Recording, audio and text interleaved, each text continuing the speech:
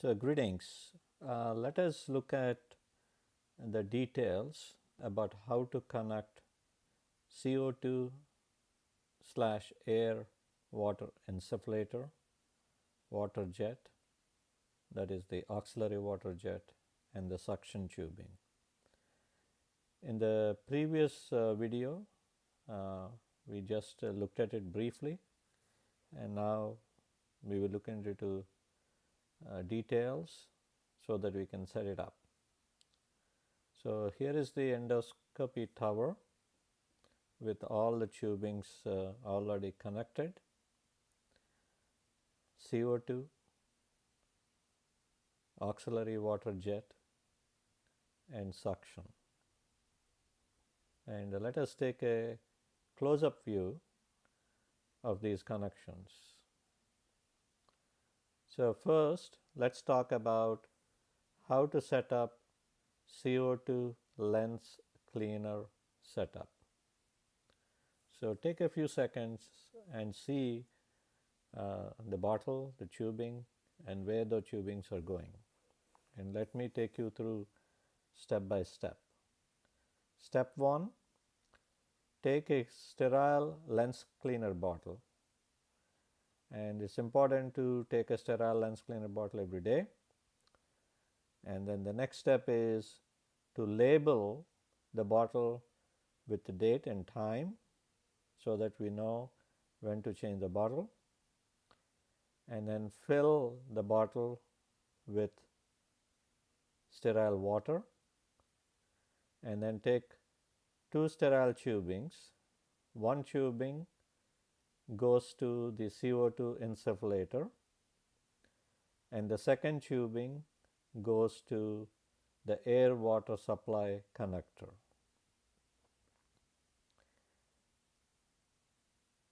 Turn on the machine or the CO2 insufflator, and then select the parameter in terms of the flow: high, medium, low, and ultra low, depending upon the type of case you're doing, and the timing 30, 60, 90, and 120 minutes, depending upon how long each procedure is expected to go.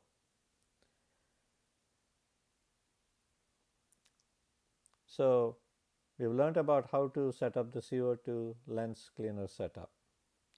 Next is look at auxiliary water jet setup. Take a few seconds to see where the tubings go from the water canister to the water pump to the auxiliary water connector, and the foot pedal that generates the water jet. So, let us take step by step. When you come in, take a fresh water canister bottle.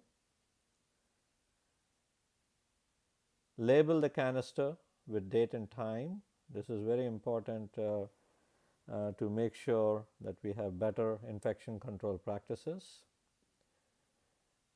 Fill the canister with water and run the tubing through the water pump machine, and then the other end is connected to the auxiliary water jet connector. In terms of the foot pedal, until the endoscopist is in the esophagus, keep the foot pedal away, because accidentally pressing on the foot pedal when the machine is on could flush a lot of water into the pharynx, and the patient can get into problems with aspiration. So, important to put the foot pedal away until the endoscopist has passed the scope into the esophagus. And then turn the water pump on. Select the speed of the water jet, and there are different speeds, and depending upon the endoscopist's preference, you could pick up the speed that the endoscopist wants to use. So, we talked about the auxiliary water jet setup. It's fairly simple, and if the water doesn't come through, you may need to figure out when the tubing is going through the water pump whether it is kinked or not.